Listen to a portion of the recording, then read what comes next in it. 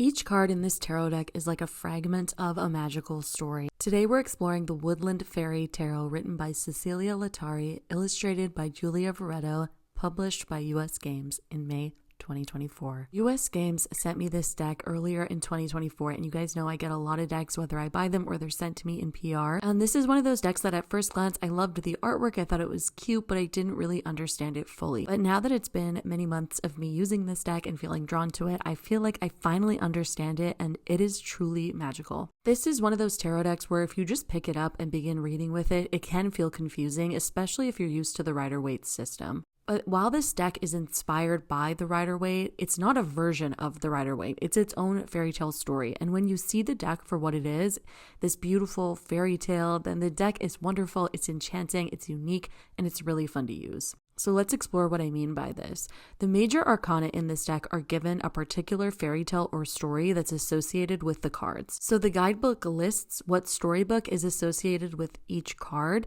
and it explores that story and what it means. For example, the Tower is associated with Snow White, the Star, Cinderella, the Moon, Rapunzel, and the Sun, Rumpelstiltskin. The guidebook describes how the major arcana card is connected to the specific fairy tale, and if you aren't familiar with the fairy tale, the guidebook does a great job of explaining the gist, the energy, the lesson. And in the guidebook, there are no uprights or reversals, so if you looked at the deck from a really quick view, you could think that it's missing something, but in reality, it's fine. The deck isn't intended to be used as an RWX deck with uprights and reversals. It's meant to tell a story and to connect you with the narrative. As for the minor arcana in this deck, each suit is connected with a fairy tale and an herb. As we journey through the suit of Ace to King, it describes the fairy tale and how it connects to that particular herb. For example, the Suit of Swords is the story of Sleeping Beauty. The bramble and the rose are the connecting herbs or plants associated with the story. Guidebook explores further why they selected this particular herb for each suit and how it shows up in the story, and we also see it depicted in each of the cards, which is so cute.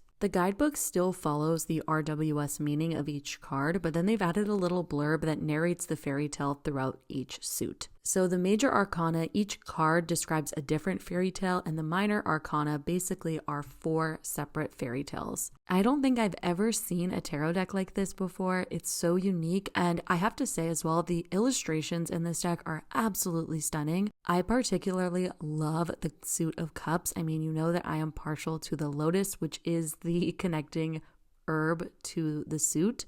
And the cups are the story of the goose girl at the well, which is a fairy tale that deals about transformation, rebirth, mystery, and the depth of the human soul. So it goes really beautifully with the lotus and obviously with the Suit of Cups as well. If you're someone who likes fairy tales, archetypes, folklore, this is a deck that you might really resonate with, especially if you're an author or someone who works in anything to do with storytelling or children's stories. Like I said, this is one of those decks where at first glance, if you don't really understand or research the intention of the deck, it could seem confusing because some of the cards sometimes don't exactly depict the traditional RWS meaning. So if you just read it as an RWS deck, I don't think you get nearly what you're supposed to get out of this deck. Let me know what you think of this one.